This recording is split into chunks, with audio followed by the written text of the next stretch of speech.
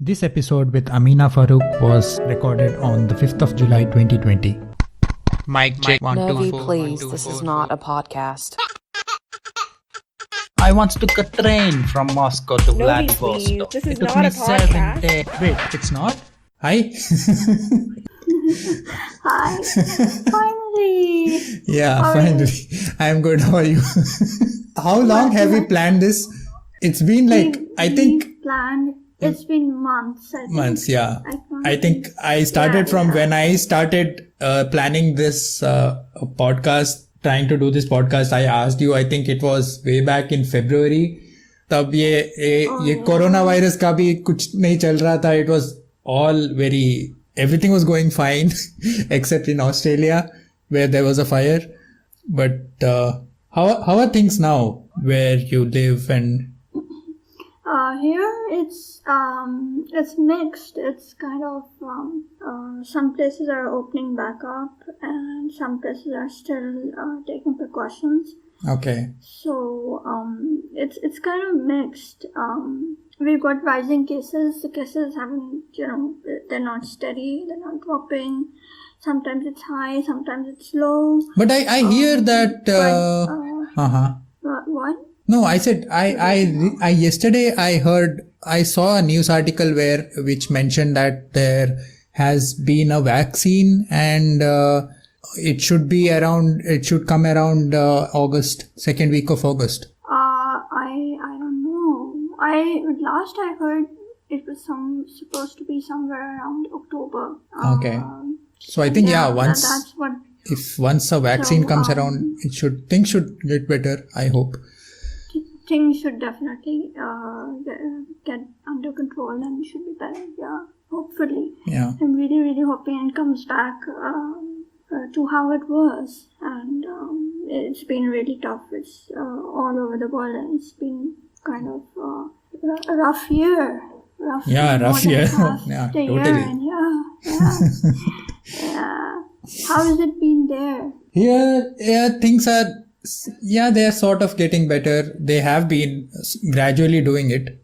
Like they started, initially it was a lot much more strict. And I even if I had to go out, I needed some kind of permits and stuff. Yeah. Like a proof of why I'm to justify that for why I'm outside right now. But now it's like it's summer break and everyone's outside, but they're taking precautions. People who are outside, I don't go outside much. They wear masks That's good. but That's then good. that could be credit to the German culture, which I discussed with Tappy as well, because people here they actually follow rules, which people in other parts of the world, we don't. We take things for granted. People here actually they're punctual, they're disciplined, they follow rules, and they don't require policemen or fines. Yep. Yeah.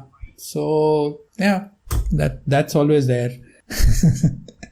But okay, so I'll start. Okay, I don't have much stuff planned. I had, but then I kind of lost the paper where I had written down pointers.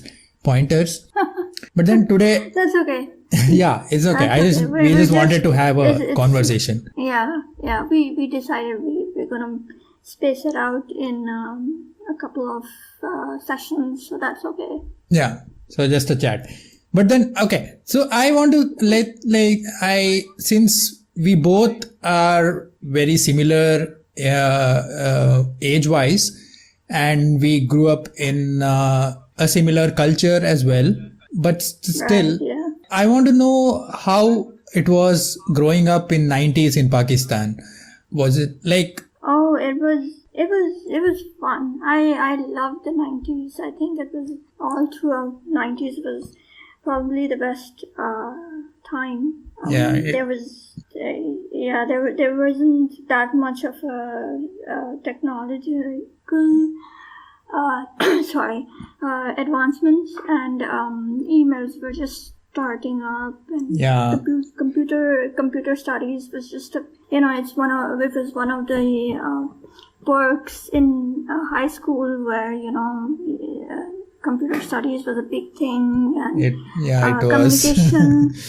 And it was more, social interaction was more close at that time. You had more physical sports, you had more friends coming over, there was less worries about security, and neighborhoods were very friendly, and it was a great time. And socializing was different, right? It was like... Socializing was a lot different back in that day. You actually made, I remember... Please continue. Sorry. No, you go ahead. Continue, sorry. No, I was saying, I was just agreeing with you. I said socializing was a lot different because now it's all making plans on social media, on the internet and stuff. But back then we had landlines, and there was nothing like, if you made a plan, remember now we have these WhatsApp groups and stuff where we live update our location, and plans keep changing and stuff like that. Yeah. But back then, once you made a plan to turn up, and there was no live updating. So it was just like, we used our instincts, and I don't know how to describe it. But it was different, right? It was different, but it was, what can I say? I think it was closer. It was easier. It was simpler, actually. Simpler, yeah, exactly. Things were a lot simpler back then. We were more dependent on pen and paper, and exactly. Talking to people and getting information from how you talk to people physically. Which somehow we've lost with these inventions of phones and internet and all of that. I mean, it has its pros. Now, of course, you have much more availability of information that we didn't have, and you have connections. And you have connections around the world, which you didn't have before. So it's got its pros. And it's an advancing. But I would say 90s was a fun growing period in my life. What about you? Same. I talk a lot. I mean, you've heard me talking about 90s. I probably, like, at least once a week I bring up stuff with I talk about the 90s and nostalgia and all that. I live in the 90s practically. I know. Novi is still in his 90s.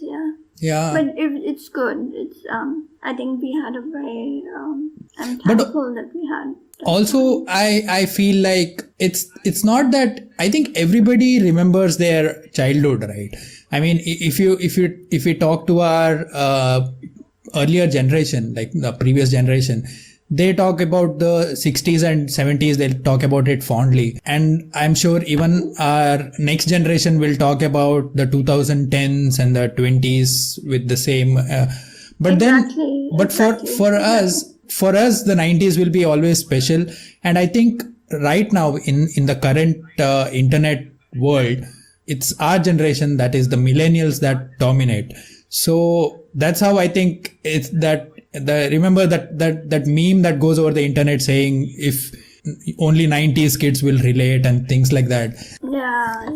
But then I think it's much more deeper than that, right? Because our earlier generation and the next generation, they won't know the struggles, not exactly the struggles, the beauty of our growing up. When we were really kids, we grew up with there were cassettes and videotapes and stuff, and then a little later we saw CDs, DVDs, and after that these pen drives, USB drives, and now then came along mobile phones, then smartphones. So we in our childhood we saw the evolution that our previous and the next generations won't have. Like they haven't seen we saw the maximum change. That's what I wanted to say. I think we managed to see how the development happened. Like we are the link between the two generations. The between the two eras, yeah. Yeah, the two eras, exactly. But how was school life while growing up for you? School life, it was good. It was fun. I was the sort of kid who would spend more time in the library than anywhere else. Okay. So I enjoyed that time. It was fun.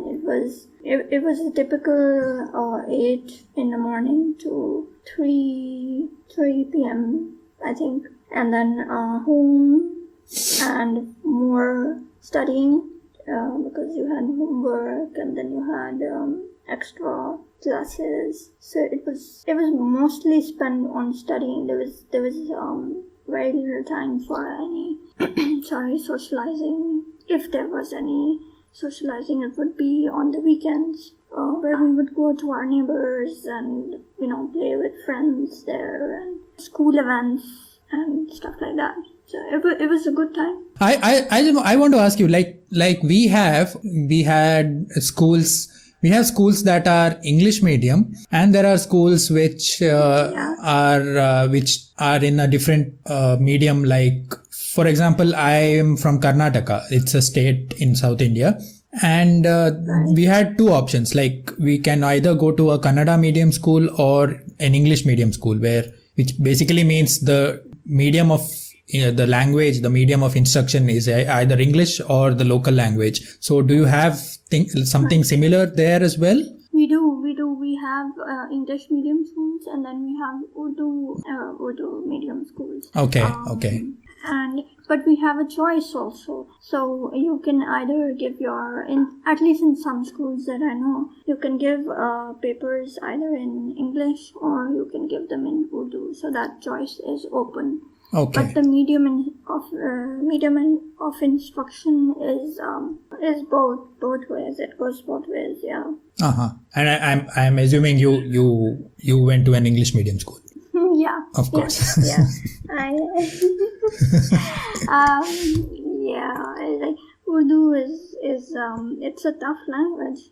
It's really, really tough. Yeah. But did it also happen in the 90s where people who went to the English medium school were seen as superior to the Urdu medium children? Because that kind of social class was always there for us. And I don't blame our parents, but it's something that society had formed where we think that English is a better language. Somehow English is better than our local languages. Was it something similar for you? I don't really know, because I went to a school which was sort of semi-private. So we had people coming in from government schools as well. Okay. And we had the choice of giving papers in Urdu. So I personally did not face or experience that kind of divide. Okay. But I'm sure it existed. I think it did. And it kind of does even now. Yeah. Maybe it's worse now or it's better now. I can't tell, but it definitely exists. Yeah. I think it's a lot better now. I like to assume that way, because I think with for all the dissing that we did to technology a while ago, internet access has brought a lot, it definitely has bridged that gap. Yeah, it has kind of speeded the efforts of bringing equality in society that we couldn't in the last 60 or 70 years. I feel just the access to internet has, because everybody on the internet, everybody is an equal. So I feel in that way technology has helped our society. It has, absolutely, I agree. Like I said, there's a lot of closeness now between people from in this age with people all around the world. It's now easier to contact people than it was 10 years ago or 20 years ago. Yeah. You have emails, you have instant messengers, and it's you have this what we're doing. Right. Yeah. Exactly. Which wasn't there. Yeah. So and also, let's not forget the ability to work from home, which you are doing right now during this current situation. Pandemic, yeah. That is a big step, I think, in adapting to what the current situation is, and I think it's a big positive step. Yeah. For the future. And now that we kind of talked, just segued into your work, you are an architect by profession. Yes, that is correct. That is correct. That is correct. I want to. How did it come about? Like, did you always have was it a dream to be an architect, or at what point in your childhood or growing up did you figure out I want to be an architect? I was actually very interested in arts. Okay. Yeah. So and it started from my school days. Actually, I was very good at art, and I wanted to pursue that line. But at the same time, I also wanted to go into doctorate. Mm-hmm. Yeah. So I had two very different tangents. I had arts on one side, and I had science on one side, okay. which I'm sure you can relate to, is very common in our region. Yeah, of course. So I took the science path first, and but then when university time came through, I kind of took place on both sides. I also gave a test for science for doctors, or for medical, and I also gave a test for architecture side. Okay. Which at the time was also offering arts, Right. and instead of medical, I got into the architecture program. So that's kind of how I started. And the university that you went to is? Oh, I went to ComSat's Institute of Technology, Information and Technology, which was what it was called at that time. Okay, okay. And this do you have regrets for not going into medicine, or are you happy? No. It's a trick. It's a very Dadaji kind of question, which relatives ask. I mean, no regrets. I'm happy where I am. I think I made the right decision, and it's helped me over the years. And I think I have no regrets whatsoever. If I could do medicine now, maybe I'd think about it. I don't know. But no, I don't have any regrets that I took on architecture. I'm very happy with it. That's nice. Because when you were telling me, I can relate to what you said, because I went through the same thing. My sister was doing medicine at the time when my turn came to pick my stream, and I had an option of going into engineering, because I had taken science after my after my 10th, and I had an option of going into engineering, taking or medicine or architecture. So there were 3 options, and I gave exams for all of them. And my architecture and medicine ranks, or we have exams which they give ranks. And based on ranking, we are allotted institutes or universities. So my medicine ranking was way better than my architecture and engineering rank, but I was very clear that I didn't want to do medicine, and I told my parents, no, I really want to do engineering, and that's interesting. Yeah, and now I have no regrets even now. I am sure I would have done decently even in medical school, but then I would not have enjoyed it as much as I loved loved my engineering college life. That's good. That's really good. Yeah. Yeah. So, okay, if like you said, you always liked arts, and so and architecture was a natural progression. Did you have other art related career paths in mind as well? I wanted to be a curator. Okay. Like, what about other like graphic design and stuff? Because I have seen your ability to sketch and it's pretty Graphic amazing. design- I'm sure. Oh, thank you. But yeah,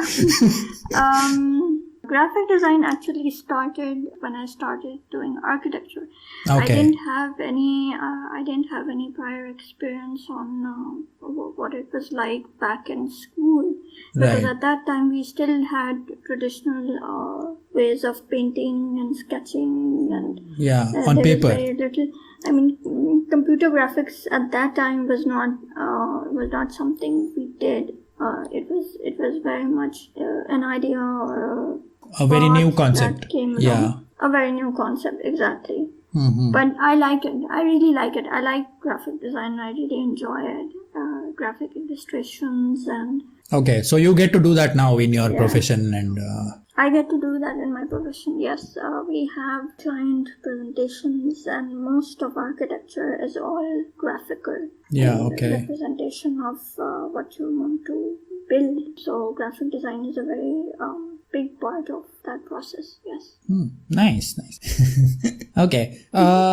Okay. Enough of that boring things. I mean, let's talk about something fun. Yeah. Do you enjoy traveling? I used to. Okay. Now, I used to don't as in you don't get the chance to travel anymore, or you don't enjoy it? I think with the current situation, it's a little. It's you have to rethink how you're going to travel now. Okay, yeah. I mean, yeah. Not talking about the current situation yeah. in general, because like. But I do, yes. Or if you put that aside, then yes, I do like traveling. I do enjoy exploring different places and cultures and all of that. Yeah. Okay. Do you have? Can you list how many countries you have been to so far? List how many countries I've been to. Yeah. 1, 2, 3. I know you have been to UAE and USA. Are there any more? I've been to US. I've been to Canada. I've been to Europe. Mostly London side. Mm-hmm. Then I've been to Dubai. I've been to Dubai. Yeah. And yeah. Okay. Nothing on the east. I have not explored the east yet. Okay. That's more than what I have. and I like to say that I love traveling. So that's nice. You like traveling. I know you like traveling. You enjoy hiking. Yeah, I do. Yeah, I like traveling mostly alone actually. I like traveling alone on my own, and I enjoy that. Really? Yeah, I did not know that actually until I did it. I mean, I always thought that because I had only traveled with my parents or the odd occasion with friends, I had never traveled alone as long as I was in India. But once I got here, I had no choice. And once I did it, now I'm addicted to it. And I would rather just travel alone because I feel like it gives me a lot of freedom and I am with myself. Isn't it a bit daunting to travel alone? Or do you think it's because you have the freedom to move around? Yeah, exactly. Because I'm alone. I don't have to I don't have to compromise on my experience. I don't know if I'm putting that right, but there's no. No, I get it. Yeah. Yeah. I just can just go wherever I want when especially when you said hiking. I mean, if you're hiking, when you're hiking alone, you don't have to stop for the other person to catch their breath. You just walk. When you feel tired, sit down and you get up and walk again. it's a lot of fun. You should, like, once you do it. But I also get that there are restrictions for like what I can do to compare to what maybe you can, and that I would blame the world we live in. It definitely is challenging, I think. Because I'm touching upon our gender inequality in our world right now, because that's something I from being a male, the privilege that I have, I am kind of blinded to the struggles, because when Apolline pointed out that when she goes out and when she's alone, even here in Germany, which is quite a forward developed country, and she goes out and she told me that she does not do small talk with the shopkeepers and stuff. And I was like, what? Then I realized that maybe I never think about all that. Yeah, it is, like I said, it is challenging, but it's better now, because than it was years ago. I think it's easier now for us as women to go out if you want to, even if that's alone. Yeah. And I think there are a lot. What is the next place that once you get to travel, would you want to travel to? I don't know. Do you have like a dream destination in mind or something like that? Not really. I'd like to see Europe again. I think I would love to see Europe. Okay. Sometime. Mm-hmm. Yeah. I mean, I have been in Europe for about 3 years now, and I haven't explored much beyond beyond the 150 or 200 kilometer radius around me. Yeah. I've only been to the Netherlands and the Belgium a couple of times, but other than that, I haven't explored Europe myself. Do you have a place you want to see? Not one particular place, but I generally want to explore Europe, just like you. And there are a lot of beautiful places in this continent, right? Spain or Italy, even France. Yes. Yeah. Yes, I agree. On the eastern side, like Croatia or Malta and all these places, where they're really beautiful as well. I've seen pictures on the internet. Yeah, they really are. They're very, very beautiful places. Mm-hmm. But one thing I don't particularly like about Europe is the lack of wildlife. The people here have managed to, like, in all that industrial growth that mankind did, we have managed to wipe out wildlife altogether. Because as in someone from South Asia or India, when I first came here and I saw these woods, forests as we call it, I was scared. I was genuinely scared to walk through them, because trees and foliage and forests as thick as that in India means there will for sure be a predator or a wild animal inside that could harm you. But then I came back and I read up on the internet that there is no wildlife here. That is the reason why people just roam around so freely. Like there are no... I didn't know that. Yeah, there are no cheetahs, leopards, any kind of wild cats, tigers and stuff. Even no bears or wolves and all that. So once I came to know of that, and that kind of emboldened me, and now that is when I started hiking more on my own, because there's no fear of you being, people or animals attacking you, because there are no animals. So I think we can't do that in India or in Pakistan, because there always will be there are wild animals. It's scary you to walk into a forest on your own. Yeah, definitely. Should we talk about movies? That's a whole other... I know. It's gonna be a long conversation. But okay, what about television? Tell me about that. I mean, do you remember the time? I mean, do you remember cable television coming into? How was it? Because I'll tell you about us. In India, cable TV came in the early 90s. Yeah. like these channels, before that we only had one government channel, and just everybody used to watch that one channel on TV. So how was it for you growing up? It was the same. We had one national channel. Okay. And I think maybe one or two other which were more informative channels. Right. Educational channels. And then I think it slowly kind of expanded into more channels and more entertainment. It was interesting, I think. But back then we didn't have that much time to really sit down and watch anything, because it was mostly schoolwork and schoolwork. After schoolwork it was bedtime, and then it was the whole routine kind of on and on. Yeah. And there was this one TV. Sorry? I was just saying that the little bit of TV that we did watch, it was mostly to catch up on news. Okay. Or to see a program that's kind of like an educational 1 hour slot. And it was late 90s when entertainment channels sort of got their got their market. Yeah. Was it also for you the same as well, where you were like you had particular times that you were allowed to sit in front of the TV? Parents.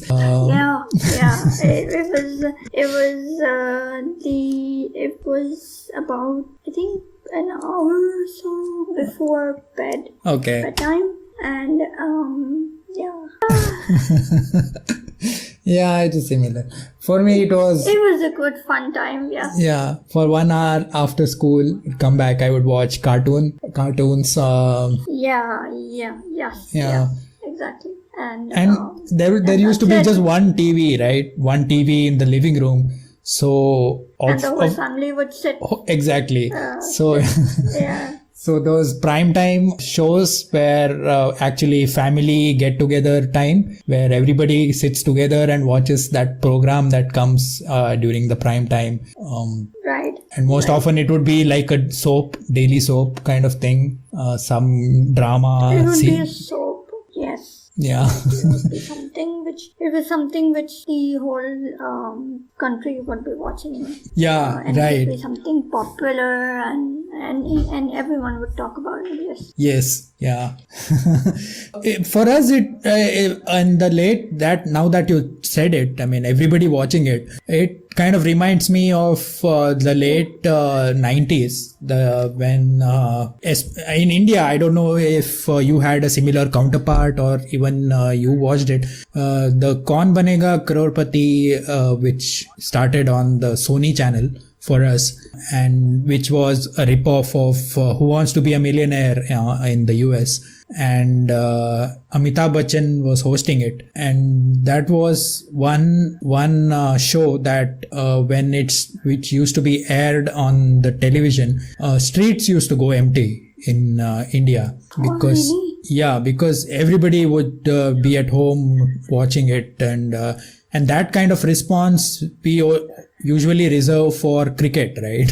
When cricket matches happen, that's when streets would be empty. But for a television show, it was not exactly, it was unprecedented. So did you have something similar, like a similar show that kind of grabbed massive eyeballs in your country, and everybody watched it and kind of talked about it, and it was all over the place? And I think it was cricket. Okay, it was the same. I think cricket. Yeah, cricket has always been a very. It has. Yeah. Sport to watch and play, and it still is. Street cricket. I'm sure you also have street cricket there. We do. So yeah. So I mean, cricket is the one thing that supersedes anything else. It does, yeah. Cricket, I think cricket also kind of unifies us. It does. Except when India and Pakistan are playing against each other. But even then, I feel like just looking at, the people in the stadium, fans of either teams, the kind of energy that is there, I feel like cricket is, it's kind of irrespective of the border. Cricket is a unifying force, and for that I actually I respect that. Sport can do that. Yes, absolutely. Yeah, because I agree. I would agree. Yeah. like for the brief moment, it makes us forget our differences and our troubles, and we are able to just live in the moment and enjoy and celebrate our being together. Yes, and appreciate the teams as well. Yeah, and which is ironical because it is literally a competition. Sport is a competition. It's like we are competing against each other, but it is exactly at that moment that we are able to celebrate togetherness, which is and all the other times we are busy focusing on the differences. So that is irony. I think it's the fact that both sides know what cricket is and play it really well and appreciate the fact that each other's teams are strong and have good players, which is what brings us together. And I think that takes more than what we see as a competition. So competition is something that we see after the enjoyment of the sport. Yeah, true. And cricket is also another thing that I associate with whenever I thought of Pakistan. It was always cricket. And I grew up, I used to watch and even now some of my favorite players are Pakistani, and I love them. And even those during the 90s, there used to be these even in the early 2000s as well, when these special games like Asia versus Africa, and when the 2004 tsunami happened, there was a Asia versus World cricket matches, exhibition cricket matches that used to happen when players from India and Pakistan used to play on the same team. And I absolutely loved those because it was like a dream come true for cricket fans like me, who always used to, we always had this fantasy of imagine how it would be if, India and Pakistan players played on the same team, how strong our team would be and all that. And when we actually see like Sachin Tendulkar and Shoaib Akhtar playing on the same team, it's like, it's the peak of, I don't know, I can't find the exact adjectives, but it's epitome for a cricket fan from the subcontinent. Yeah. Have you seen matches like those where Sourav Ganguly, Wasim Akram, Inzamam and Sachin, Anil Kumble, they all played on the same team? I did. I do remember them. Yeah, there's still footage on YouTube, and I on the odd occasion I go back and watch, and it's so beautiful. It is. It was a good way to bring both teams. Yeah. The most I remember about India-Pakistan cricket heritage is, I think, 2004 when Indian team toured Pakistan, and that I remember most is because I was about in my teens that time, 15 years, and so it is easy because it's not very early in the childhood, so these memories are very fresh, and that was when I was old enough to actually read newspapers, follow the news, and that was a very good time, I feel, because I loved when I still have these, I'm sure I have these newspaper cuttings back home of when I think Musharraf was the Prime Minister or President, what was he? I don't know. Yeah. So it was a very good time. And I think, and one more thing I think I've wrote on my blog, and I think when you have when you have grown up watching our movies, like the movies of the Bombay film industry, which people in the West call as Bollywood, right? We do watch. We grew up with watching Bollywood movies. Yeah. There was a time when Hollywood and Bollywood, both movies were very, very popular here. Yeah, but did you used to actually go to the theater to watch these movies? At the time, no. Okay, because personally I dislike those now that there are multiplexes and stuff, like it's a lot better now, but back then when there were these single screen theaters, it used to give me headache to sit and watch a movie for 3 hours, the loud sound and the lights and stuff. I would even like throw up in the theater because I couldn't handle it. It was too much, and after a while I would ask my parents to not take me to the movies. Yeah. I don't know that, and since then I kind of had this But now they've kind of improved it with or they must have made it worse. I can't tell with the 3D and with the 3D movies that are coming out. Yeah, now I'm sure it's a lot better. Like the sound quality and everything is improved. Like there's surround sound and the technology has improved a lot. And the graphics as well, because yeah, I think, a lot of people liked the effects, CGI effects that were not there before. Yeah. Do you remember the first movie that you watched ever? First movie that I ever watched, I don't remember the first movie that I watched, but Okay. I remember the first movie that I saw in a cinema. That one was Jurassic Park. Oh. The first one. Really? You too? Yeah. Okay, I was not expecting that. Yeah, I watched. First one. Yeah, first one, Jurassic Park. Me too. Same. And or at least that's the one that I remember the most. Okay. Yeah. That's a nice coincidence. Yeah, it's the same. Jurassic Park was the first movie I watched in the cinema. Oh, that's really nice. I think at that time it was a very it was new and different, and It was, yeah.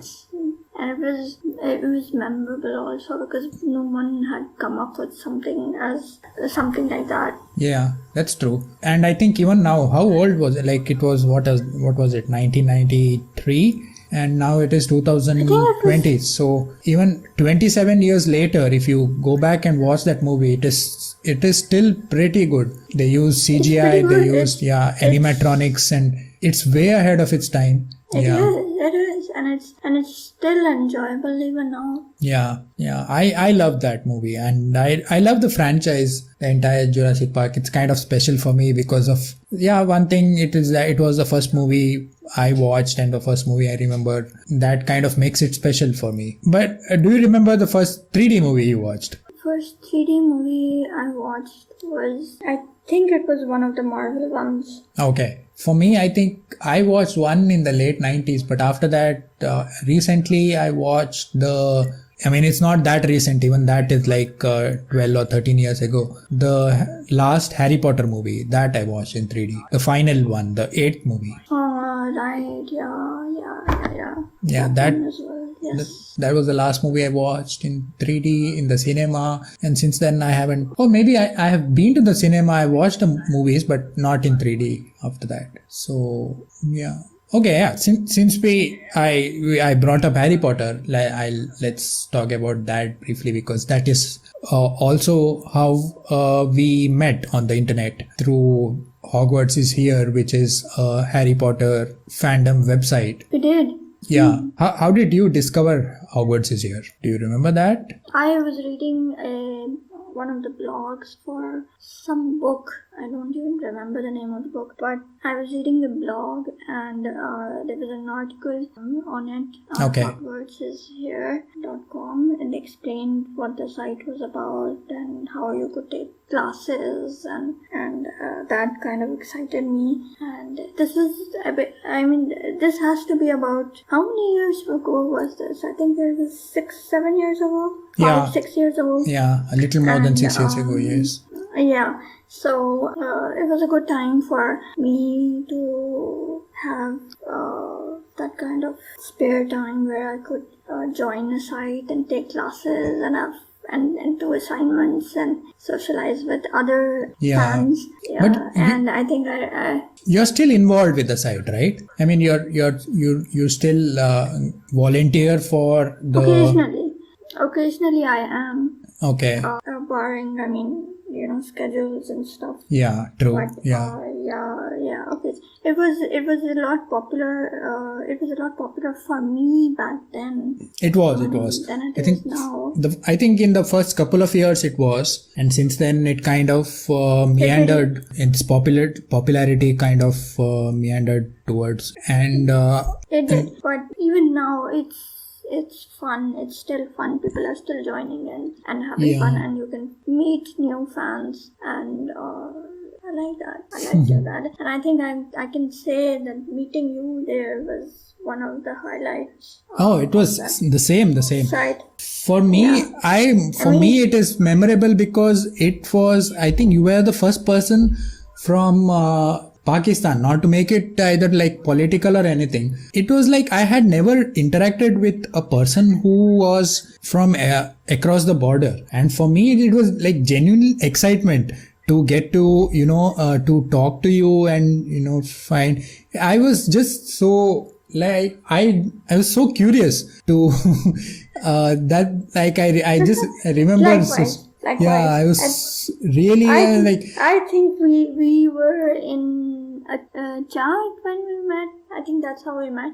In one of their main chats. Yeah, one of the group chats. We were talking about the assignments and the classes that they had, and kind of just exchanging how excited we were to be taking up Hogwarts classes. Yeah, true. Yeah, but speaking of Harry Potter, do you how was it for you? Like everybody has their own. Every Harry Potter fan has their own Harry Potter story. Like, did you watch? Like, what time? How old were you when you picked up the book, or who introduced you to the Harry Potter movies or the books, or did you watch the book before the movies and all that? Just tell me your story, because everybody has a different story. Mine is a little bit. I think it could be called odd because I actually found out about Harry Potter through word of mouth. Okay. There was a lot of everyone was talking about Harry Potter, and at that time I didn't know what Harry Potter was, who Harry Potter was. I actually for a while I actually thought Harry Potter was the author. Okay. So I went down because I used to spend a lot of time in the library studying and researching and things. So I checked out one of the books. I think the second one was the one I could get hold of, because the first one was already taken by someone. Yeah, issued. Borrowed by someone. Yeah. So I started with the second book, and I liked it. I really enjoyed it. I thought it was different. This was in school. I was in school at that time. So somewhere around nearing college level when I picked it up, and I liked it so much that I came back to the library, waiting week after week to get hold of the first book. To get hold of the first book, and then it kind of, how it is, the domino effect of reading one book after the other. I think we were lucky in that sense that we got the books as they were being published. True. So, that's very true. Yes. Yeah. So we had to wait for the next book to come out. Yeah. And so that was exciting. That's my story. So your reading order was 2, 1, 3, 4. My reading order was just 2, 1, and then the rest was all in order. Okay. Hold on, 1, 2, 3. Unfortunately, we had to cut the session short due to internet connectivity issues. Someday I shall get Amina on the call again so I can finish my Harry Potter story. The next episode featuring Claire Peters will arrive soon, subject to my editing schedule. Until then, thank you for listening to Not a Podcast. You can also catch the video counterpart on my YouTube channel, Wait But Why. I have also recently started hosting a brand new history podcast along with Lauren K. Nixon. It's called TLDR History is Weird. Please do check it out. Episodes out every Saturday. I think we have around 5 episodes out already. We talk about cool history stuff. I know the podcast title says history is weird, but it's also cool if you think of it. Anyway, stay safe, stay awesome. Bye.